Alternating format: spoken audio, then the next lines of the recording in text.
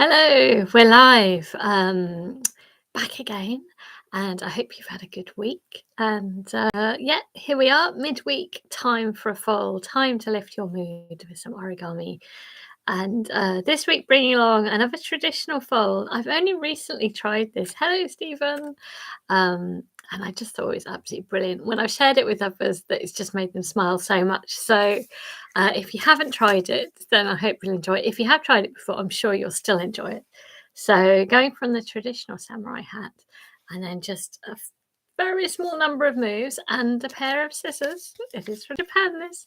Then we can flip it into a goldfish. And it really does look like an excellent goldfish, doesn't it? Lovely fins. So yeah, grab yourself paper, a pair of scissors, maybe maybe pens as well. As you can see, I've coloured it in. If you've got two-sided paper, it's really nice actually. That also works very well. So I'll be showing you how to do that. I usually have a bit of a chat for the first 5 minutes just to encourage people to turn up first of all. And to be honest, it's mostly a social, isn't it? That is the idea. And again, with those sentiments, I think from Japan, I really love this book. This is where I've learned this one from. Densho origami. This idea of it being relaxed conversation across generations, with family, with friends, wishing people well. That to me is the reason why I do and I enjoy origami as this lovely social activity. So and this is a traditional fold. Someone must have been so thrilled to discover that the samurai hat could turn into a fish. I mean, what brilliant move. And of course, passed on through that care and wanting to bring that delight to somebody else. Adrienne, welcome. And you're in New York, is it morning time at the moment? It's lovely to think that this connects us across the world. So yeah, I'm actually going to have a trip to London tomorrow because I am a member of staff at UCH, which is based in London, and they are encouraging all the staff to have a booster, which obviously if I'm invited, then yes, then I will say yes. And so that will be good to see the hospital briefly. Mostly I'm working from home because this way I can share these files. I think origami works very well, I think, over camera like this, because you need to get close and you need to touch the paper, get close together, and that's at the moment wouldn't be the best thing. So yeah, I think this works well. I hope you're going to enjoy this. So do get that pair of scissors, paper, pens. Yeah, I hope you've all been well and feeling this change of season. I'll be sharing something quite autumnal soon. I've been finding leaves and getting inspired by these gorgeous autumn colours. I really love these warm reds and oranges and yellows. I really recommend you to lap up the colours and embrace the time of year. And I guess also thinking of things like the haiku, it's again recognising that the seasons, we're very lucky, like Japan, to have seasons. They have very clear seasons. Or with working fingers. Glad to hear it, Eric. So you'll be able to add that little snip and turn it into a fish. It does work well. So embracing the seasons. I don't know about you, but I really love autumn. The feeling of all the warmth of the summer has produced all these fruits, and now we sort of enjoy them that little bit delayed. And those reds and oranges to me really feels like that sunshine which has come from the summer. So yeah, I will be sharing coming weeks and quite simple but dynamic fold next week. I'll keep you all the secrets. It just keeps interesting. Oh, Melvin, welcome, Money. Yes, kerigami. And actually with the leaves, I'll be sharing some kerigami. That will be after. The next one will be a dynamic one, and then the one after it will be absolutely kerigami with a little bit of origami in there as well. I've been making decorations. I've actually had some sort of cherry blossom decorations in my windows. That's thoroughly over. We definitely need to take them down. So I thought leaves would be a lovely theme very soon.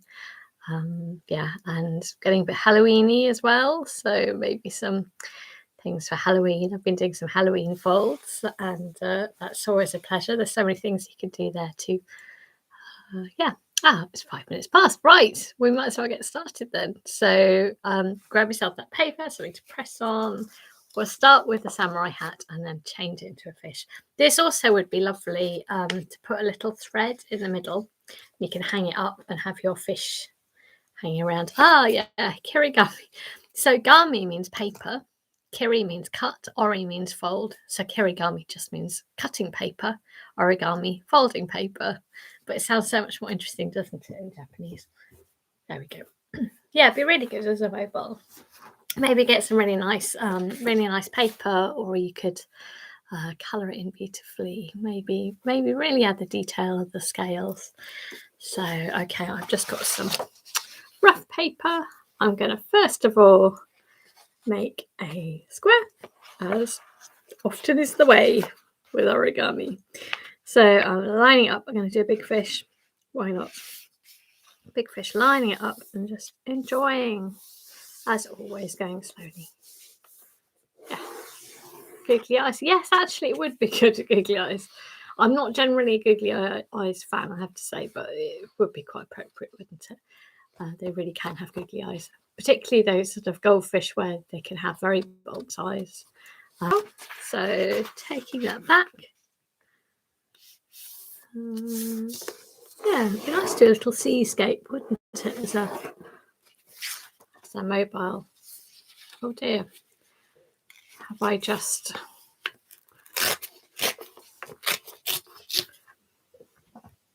Did I blip off as it were? Was that a glitch? It said that it was unstable connection. I don't know what you missed there, but you haven't missed much, hopefully.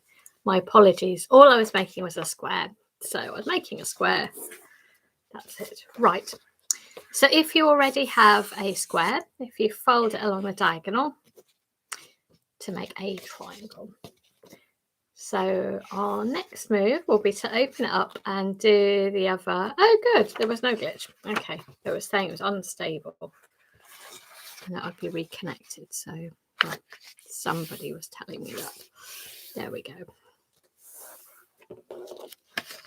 So we've gone both diagonals. Glad you got me all the way. Closing it up. And then I want you to take a corner and bring it up to the top.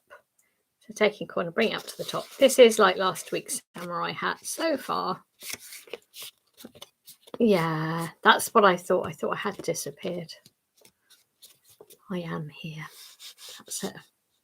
Oh, thank you. Thank you from Penny. Oh, yes, she was saying that it's her new computer means that she can't message. So thank you for relaying the message there. Eric, minor glitch here. Good. Well, we're back on course. It's been rare that I've had problems, but you never know, do you? There we go. So it should be looking like this. So you've got these loose flaps at the top. If you bring the loose flap up there and bring it down to the bottom.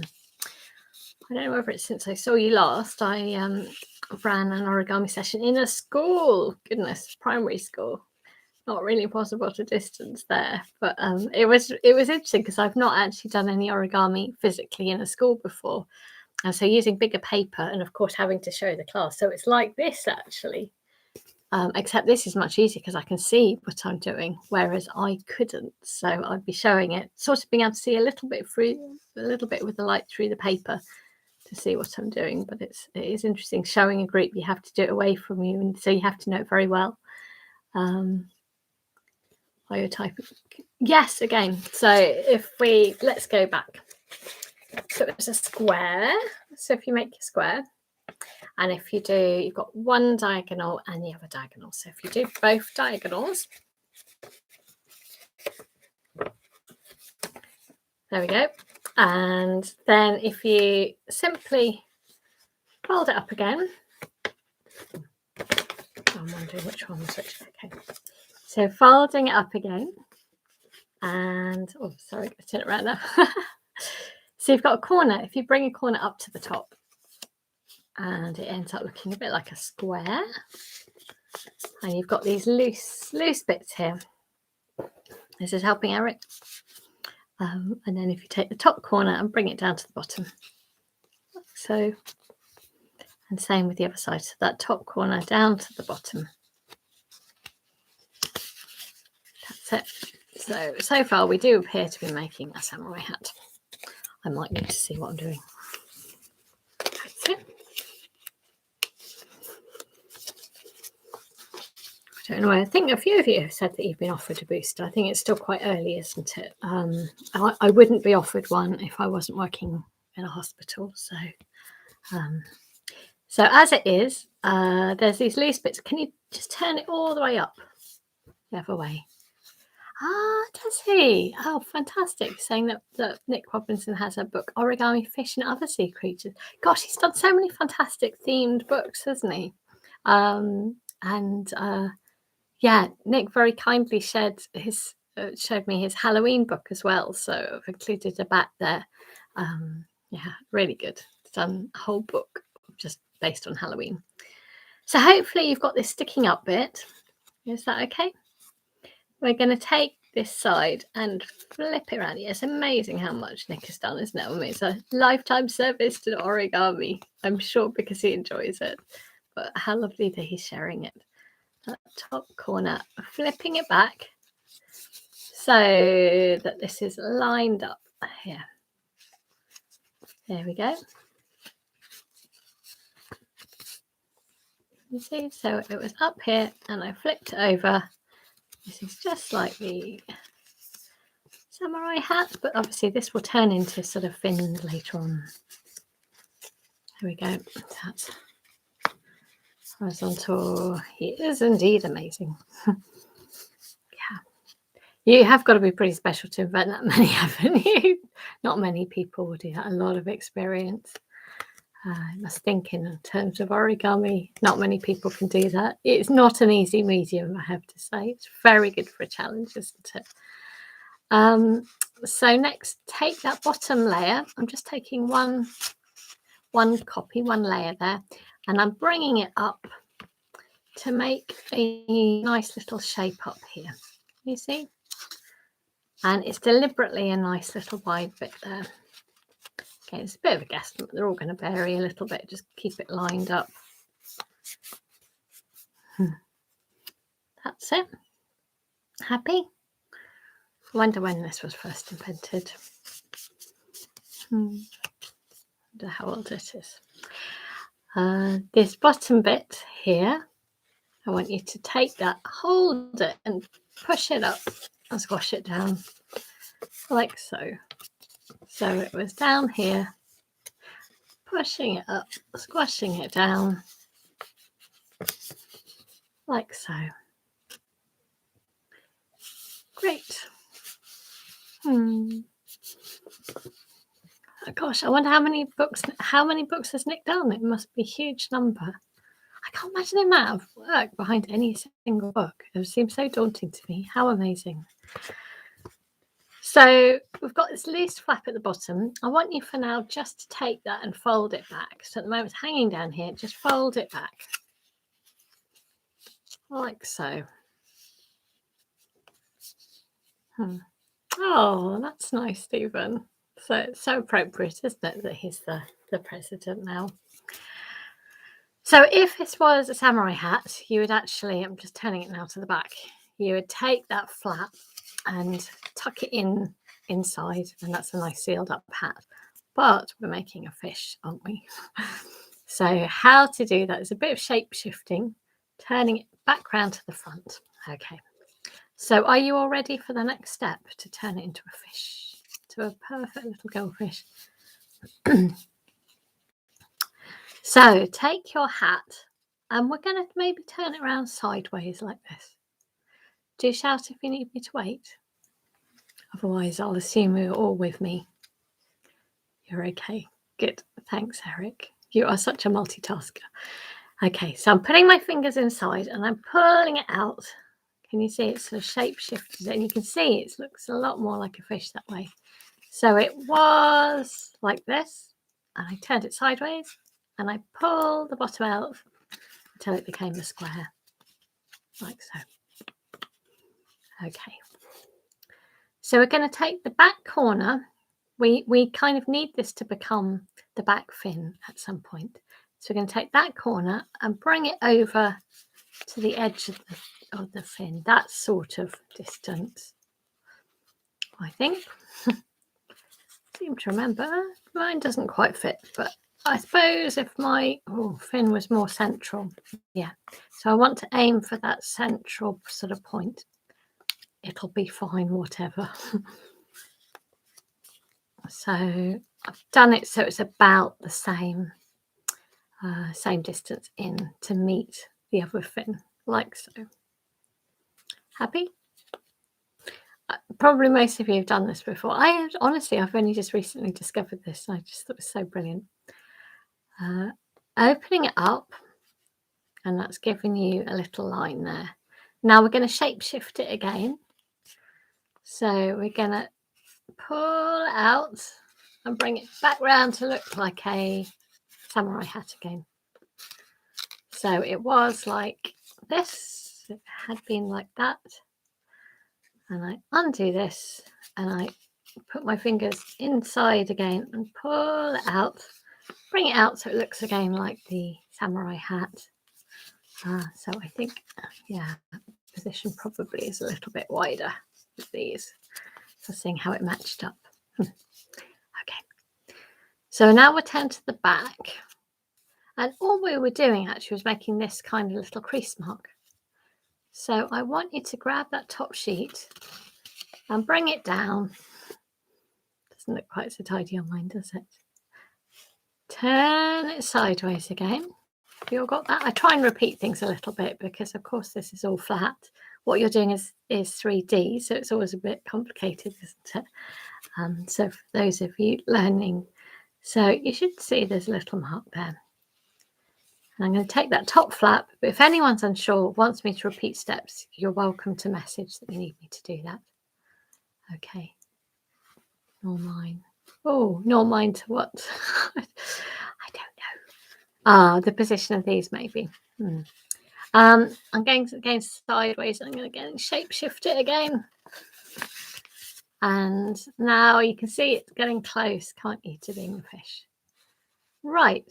So we are going to use scissors. I love that it uses scissors. It's almost breaking all the rules, isn't it? But you know what? There aren't any rules, really. Origami is a playful activity. And it starts really with children. And why shouldn't you use things? So I think it's wonderful that Japanese origami, that's where it comes from, will use scissors where needs be. And it's not for the sake of it, is it? But this just won't become a fish the same way. So we're going to cut along that line to the point of that intersection of lines there, that sort of right angle there. I know. I love it. Shock horror. Indeed, you'd think so, wouldn't you? It's only, I don't think you should ever take it that seriously. Want to use scissors? You can. That's it. So I have cut there up to that point of the right angle there. Is that working for you?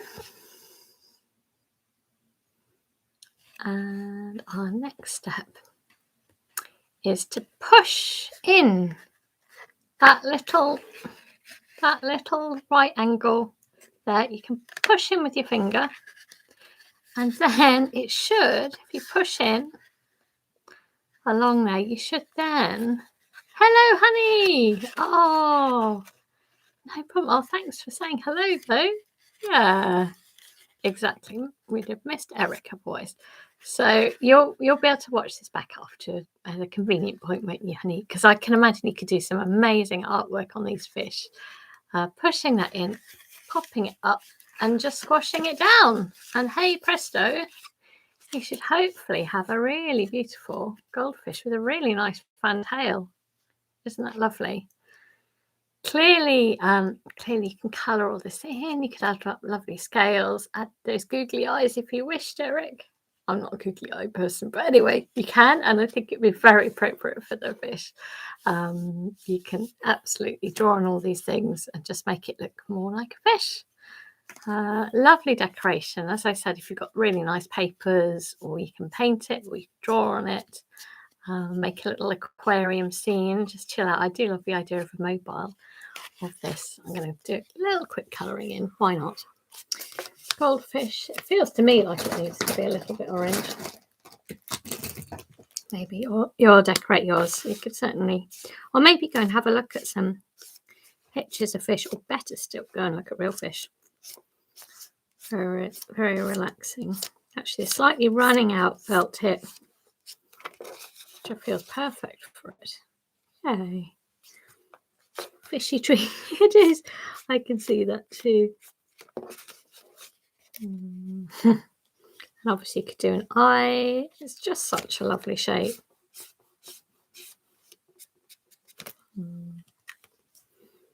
Lovely.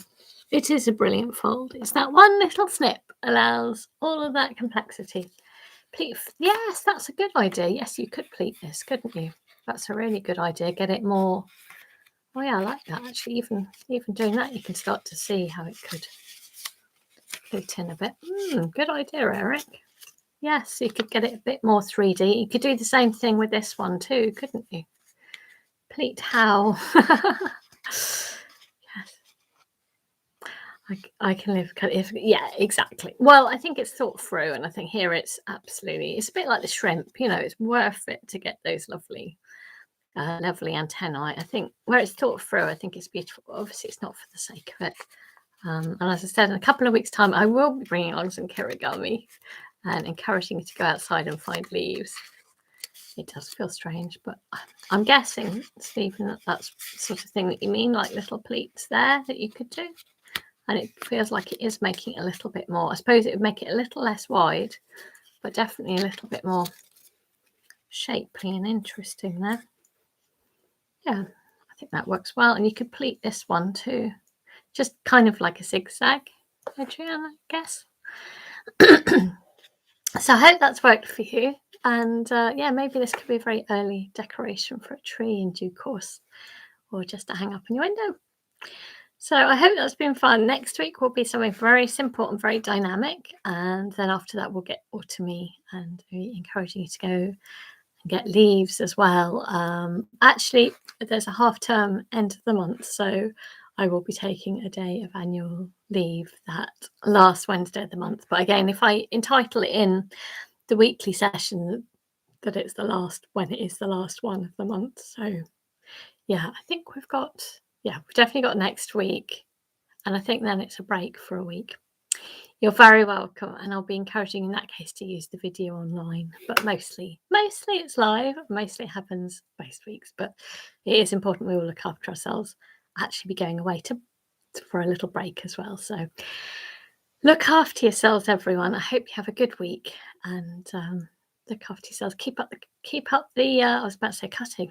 Keep up the folding. Cutting on occasion as well. Bye bye. See you soon. Good to see you, honey, too. Oh, and Penny.